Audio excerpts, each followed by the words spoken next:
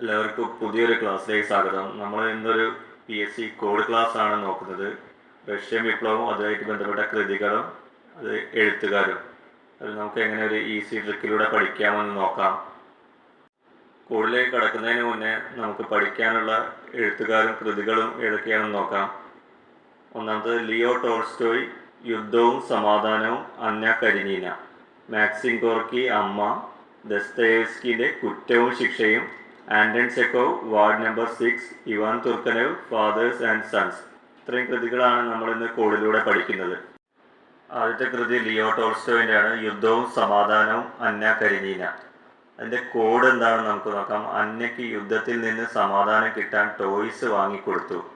അപ്പം ലിയോ ടോൾസ്റ്റോയിൻ്റെ യുദ്ധവും സമാധാനവും, അന്ന കരീനീന പഠിക്കാനുള്ള കോഡാണ്. അതിൽ അന്നയ്ക്ക് എന്നുള്ളത് അന്ന കരീനീന, യുദ്ധത്തിൽ എന്നുള്ളത് യുദ്ധവും സമാധാനവും, ടോയ്സ് എന്നുള്ളത് ടോൾസ്റ്റോയ് എന്നുള്ളതിൻ്റെ കോഡായിട്ട് പഠിക്കുക. അന്നയ്ക്ക് യുദ്ധത്തിൽ നിന്ന് സമാധാനം കിട്ടാൻ ടോയ്സ് വാങ്ങിക്കൊടുത്തു. അപ്പം നമ്മൾ ഇനി ലിയോ ടോൾസ്റ്റോയിൻ്റെ കൃതികൾ ഇനി ഒരിക്കലും മറക്കില്ല. യുദ്ധവും സമാധാനവും, അന്ന കരീനീന. അടുത്ത എഴുത്തുകാരനെ നമ്മൾ നോക്കാൻ പോകുന്നത് മാക്സിം ഗോർക്കിയാണ്. മാക്സിം ഗോർക്കിൻ്റെ കൃതി അമ്മ. അപ്പം നമുക്കെല്ലാവർക്കും അമ്മേനെ ഇഷ്ടമാണല്ലോ. അപ്പം മാക്സി ധരിച്ച അമ്മയെ ഓർത്താൽ മതി. ഈ മാക്സി ധരിച്ചെന്നുള്ളതിൽ നിന്ന് മാക്സിം ഗോർക്കി എന്ന് ഓർത്തെടുക്കുക. അമ്മ എന്നുള്ളത് അദ്ദേഹത്തിൻ്റെ കൃതി.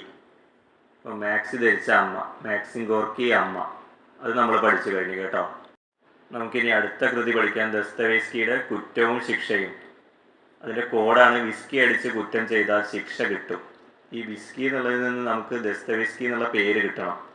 ഇനി വിസ്കി അടിച്ച് എന്തെങ്കിലും കുറ്റം ചെയ്താൽ ശിക്ഷ കിട്ടും എന്ന് ഓർത്ത് വെച്ചാൽ മതി. അപ്പോൾ കുറ്റവും ശിക്ഷയും എന്നുള്ള കൃതിയും കിട്ടും. ദസ്തയേവ്സ്കി കുറ്റവും ശിക്ഷയും. അതിൻ്റെ കോഡ് വിസ്കി അടിച്ച് കുറ്റം ചെയ്താൽ ശിക്ഷ കിട്ടും. അപ്പം നമ്മൾ മൂന്നാമത്തെ കൃതിയും പഠിച്ചു കഴിഞ്ഞ്. ഇനി ഇതൊന്നും മറക്കില്ല ഒരിക്കലും. ഇനി അടുത്ത കോഡിലേക്ക് കടക്കുന്നതിന് മുന്നേ നിങ്ങളോട് എല്ലാവരോടും ഒരു കാര്യം പറയാനുണ്ട്. നിങ്ങളെല്ലാവരും ക്ലാസ്സിൻ്റെ അഭിപ്രായം ഒന്ന് കമൻറ്റ് ചെയ്യണം. അപ്പം നിങ്ങളെ കമൻറ്റ് ഉണ്ടെങ്കിൽ എനിക്ക് ഇനിയും ഇതുപോലത്തെ ക്ലാസ്സുകൾ മുന്നോട്ട് ചെയ്യാൻ വേണ്ടിയിട്ട് ഒരു എനർജി കിട്ടുകയുള്ളൂ. ഞാനിതുപോലെ IT ആക്ടിൻ്റെ ഒരു കോഡ് ക്ലാസ് ചെയ്തിട്ടുണ്ട്. അത് എല്ലാവരും ഒന്ന് കാണണം. നിങ്ങളെല്ലാവരും ക്ലാസ് മുഴുവൻ കാണുമെന്ന പ്രതീക്ഷയോടെ നമുക്ക് അടുത്ത കോഡിലേക്ക് കടക്കാം.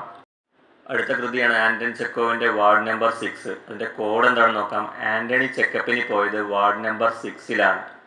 അപ്പോൾ ആൻ്റണി ചെക്കപ്പ് എന്നുള്ളതിൽ നിന്ന് ആൻഡൺ ചെക്കോ എന്ന് പേര് കിട്ടും. അതിൽ വാർഡ് നമ്പർ 6 ആ കൃതിൻ്റെ പേര്. ആൻഡൺ ചെക്കോവ്, വാർഡ് നമ്പർ 6. കോഡ് ഒന്നുകൂടി വായിക്കാം. ആൻ്റണി ചെക്കപ്പിന് പോയത് ward number 6-ലാണ്. ആൻഡൺ Chekhov, ward number 6. ആ കൃതിയും നമ്മൾ പഠിച്ചു കേട്ടോ.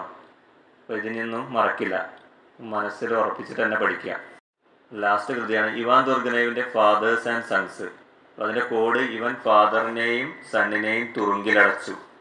ഇവൻ തുറുങ്കിലടച്ചു എന്നുള്ളതിൽ നിന്ന് നമുക്ക് ഇവാൻ തുർഗനേവ് എന്നുള്ള പേര് കിട്ടും കേട്ടോ. അപ്പോൾ നമുക്ക് കൃതി കിട്ടാൻ വേണ്ടി ഫാദറിനെയും സണ്ണിനെയും, ഇപ്പോൾ ഫാദേഴ്സ് ആൻഡ് സൺസ് എന്നുള്ള കൃതി ആ കോഡിൽ നിന്ന് കിട്ടും.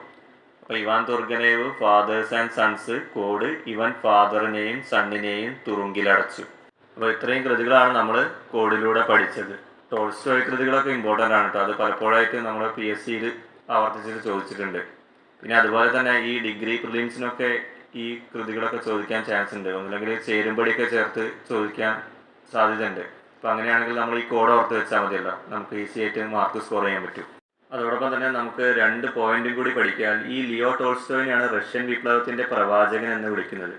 ലിയോ ടോൾസ്റ്റോയ് റഷ്യൻ വിപ്ലവത്തിൻ്റെ പ്രവാചകൻ. അതുപോലെ റഷ്യൻ വിപ്ലവത്തിൻ്റെ കണ്ണാടി എന്ന് വിശേഷിപ്പിച്ചത് ടോൾസ്റ്റോയ് കൃതികളെയാണ്. റഷ്യൻ വിപ്ലവത്തിൻ്റെ കണ്ണാടി ടോൾസ്റ്റോയ് കൃതികളെ അങ്ങനെ വിശേഷിപ്പിച്ചത് ലെനിനാണ് കേട്ടോ. റഷ്യൻ വിപ്ലവത്തിൻ്റെ കണ്ണാടി ടോൾസ്റ്റോയ് കൃതികളെ ലെനിൻ വിശേഷിപ്പിച്ചു. നമ്മളെ ക്ലാസ് ഇവിടെ അവസാനിച്ചു. എല്ലാവരും ഡൗൺ ആവാതെ നല്ല രീതിയിൽ തന്നെ പഠനം മുന്നോട്ട് തുടരുക.